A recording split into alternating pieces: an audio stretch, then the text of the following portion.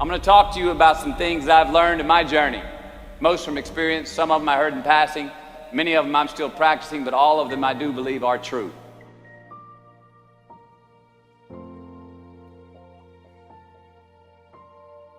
Life is not easy. It is not. Don't try to make it that way. Life's not fair. It never was. It isn't now, and it won't ever be. Do not fall into the trap, the entitlement trap, of feeling like you're a victim. You are not.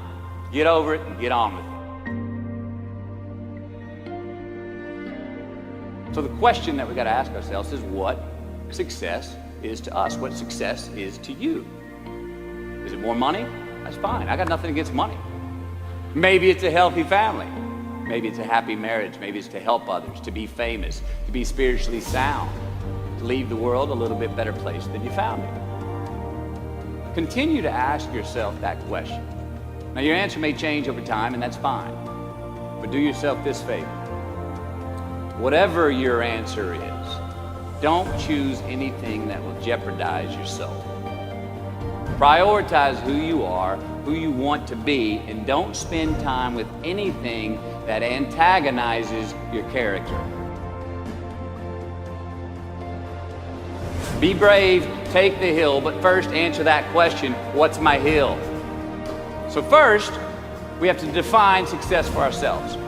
And then we have to put in the work to maintain it. Take that daily tally. Tend our garden. Keep the things that are important to us in good shape.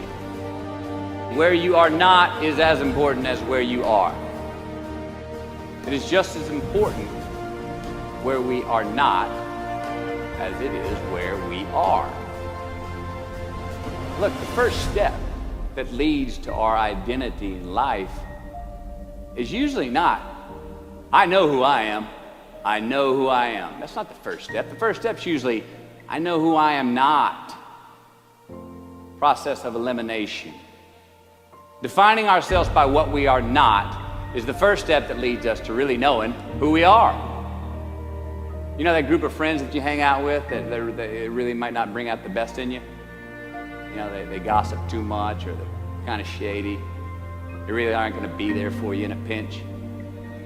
Or how about that bar that we keep going to that we always seem to have the worst hangover from? Or that computer screen, right? That computer screen that keeps giving us an excuse not to get out of the house and engage with the world and get some real human interaction. Or how about that food that we keep eating? The stuff that tastes so good going down, it makes us feel like crap the next week. We feel lethargic and we keep putting on weight.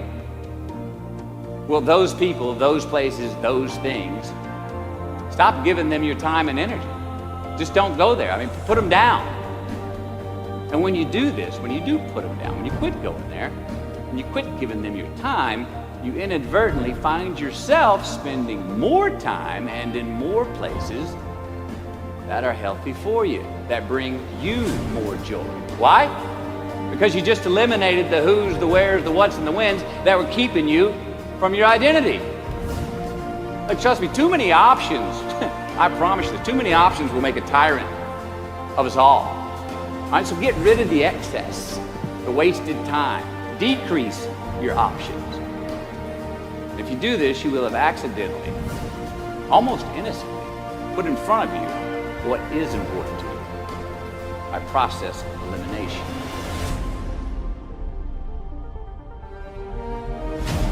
Knowing who we are is hard. It's hard. Give yourself a break. Eliminate who you are not first, and you're going to find yourself where you need to be. Instead of creating outcomes that take from us, let's create more outcomes that pay us back, fill us up, keep your fire lit, turn you on for the most amount of time in your future. We try our best, we don't always do our best. Well, architecture is a verb as well.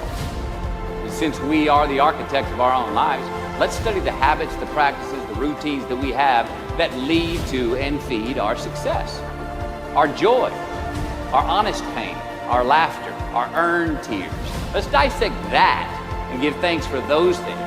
And when we do that, guess what happens? We get better at them. And we have more to dissect. Be discerning. Choose it because you want it. Do it because you want to.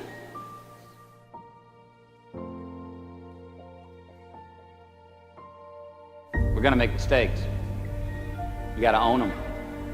Then you got to make amends. And then you got to move on. Guilt and regret kills many a man before their time. So turn the page. Get off the ride. You are the author of the book of your life.